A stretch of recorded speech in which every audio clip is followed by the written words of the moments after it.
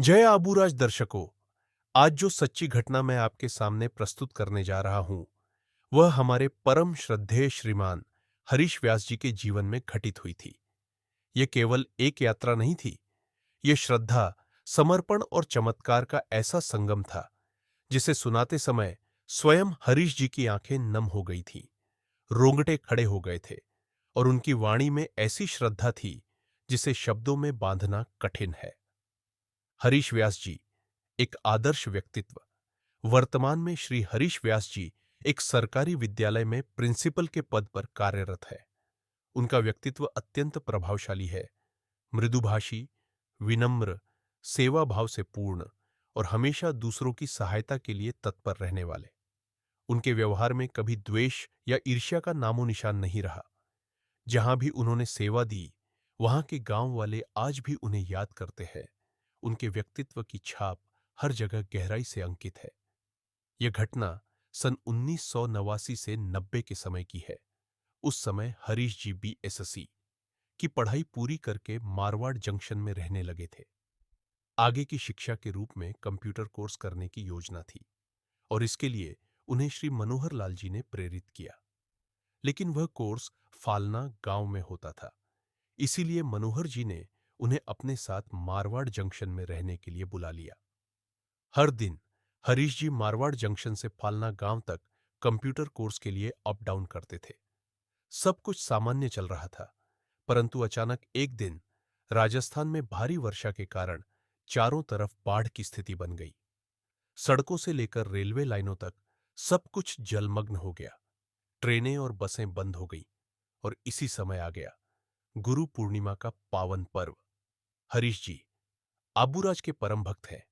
उनके लिए गुरु पूर्णिमा केवल एक तिथि नहीं, बल्कि आत्मा की पुकार है।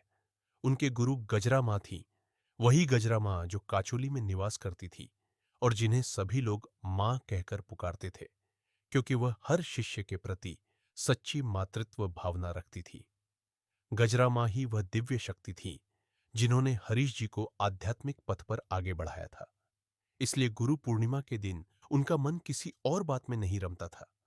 उन्हें तो बस अपने गुरु के चरणों में पहुंचकर उनका दर्शन करना था, उनका आशीर्वाद पाना था। काछोली, वही पावन भूमि जो श्री गेनाराम जी महाराज की तपोस्थली रही है और जहां की हर हवा आबूरज की चेतना से सुवासित है। परंतु उस दिन प्रकृति ने भी मानो परीक्षा लेने का मन बना लिया था। लगातार बारिश के कारण पूरे क्षेत्र में बाढ़ जैसी स्थिति उत्पन्न हो गई थी। नदियां उफान पर थीं, रास्ते कट चुके थे और कहीं कोई साधन उपलब्ध नहीं था। एक ओर था हृदय की तीव्र पुकार अपने गुरु के दर्शन की, और दूसरी ओर थी बाढ़ की विकरालता और साधनों का पूर्ण अभाव। हरीश जी एक कठिन द्वंद्व में फंस गए थे। क्या करे, कैसे जाए? उसी समय जब वे मनोहर जी के घर के ऊपर वाले कमरे में बैठे सोच रहे थे, तब उन्हें रेलवे स्टेशन से घोषणा सुनाई दी। पार्सल ट्रेन ट्रायल के तौर पर आबू रोड तक जाएगी। घर रेलवे स्टेशन के पास होने के कारण उन्हें यह स्पष्ट सुनाई दिया। उन्होंने बिना देर किए बैग तैयार किया।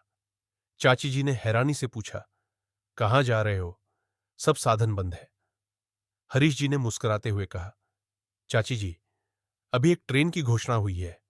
मैं स्वरूपगंज तक चला जाऊंगा, वहां से किसी तरह काचोली निकल जाऊंगा।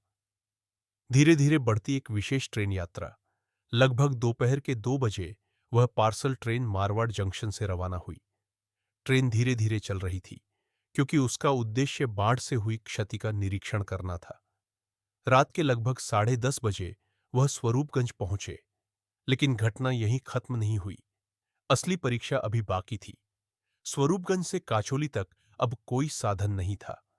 उन्हें याद आया कि शिवजी नामक किराना व्यापारी वहीं रहते हैं, शायद वे मदद करे।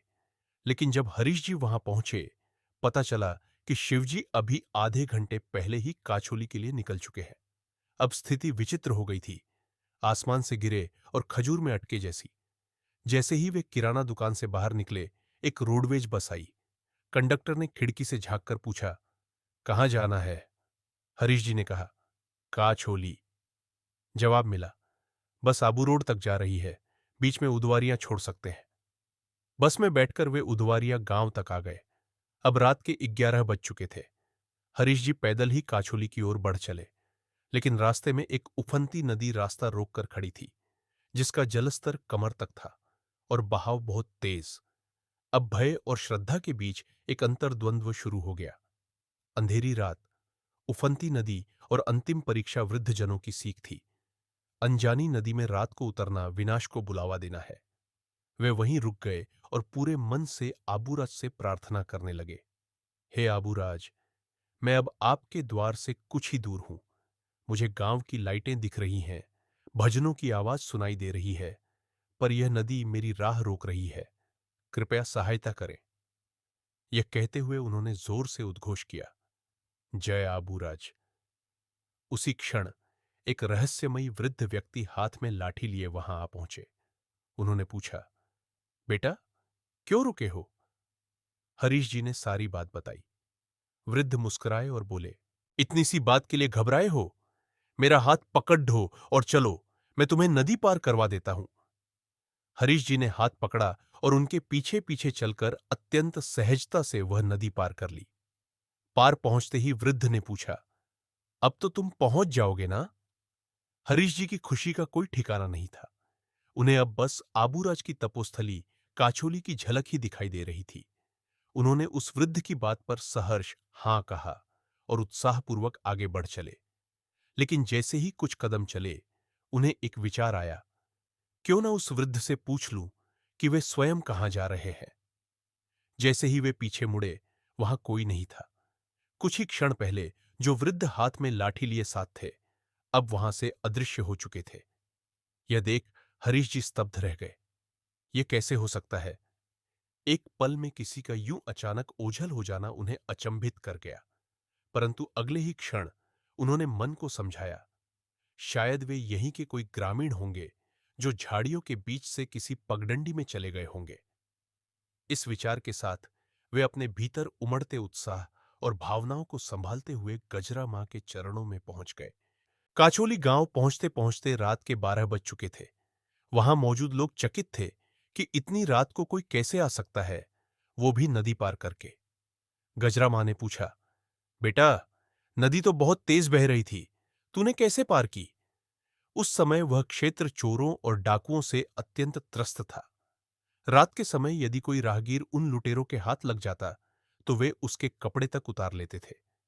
चारों ओर भय और असुरक्षा का भयानक माहौल था।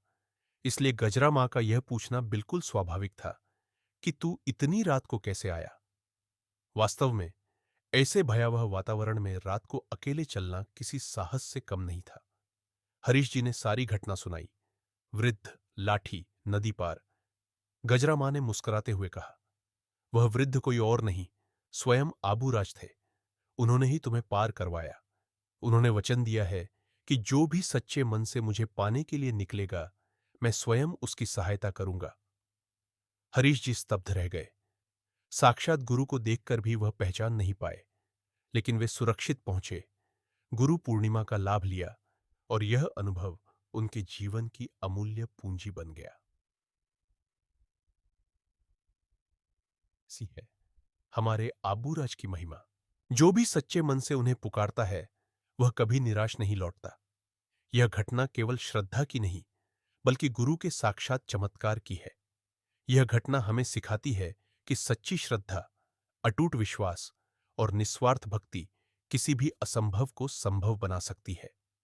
जब भक्त पूरी निष्ठा से अपने गुरु की शरण में जाता है, तो स्वयं गुरु, चाहे वे भौतिक रूप में उपस्थित हों या दिव्य रूप में, उसकी सहायता के लिए प्रकट हो ही जाते हैं।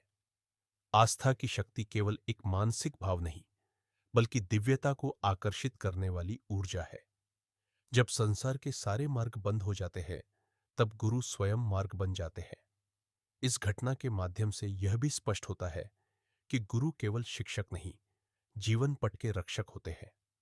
वे अपनी कृपा से अपने शिष्य को न केवल संकट से बचाते हैं, बल्कि उसे भीतर से रूपांतरित भी करते हैं। गजरा मां जैसे गुरुओं की कृपा और आबूराज जैसे सिद्ध संतों की छाया जब किसी पर होती है, तो जीवन एक अद्भुत चमत्कार बन जाता है। जो सच्चे मन से गुरु को पुकारता है, उसका मार्ग कभी बंद नहीं होता, क्योंकि वहां स्वयं गुरु पुल बनकर खड़े हो जाते हैं। अगर आपको यह सच्ची घटना प्रेरणादायक लगी हो, तो वीडियो को लाइक, शेयर और चैनल को सब्सक्राइब जरूर करें। जय आबूराज, जय गेनाराम जी महाराज, जय गजरा मां।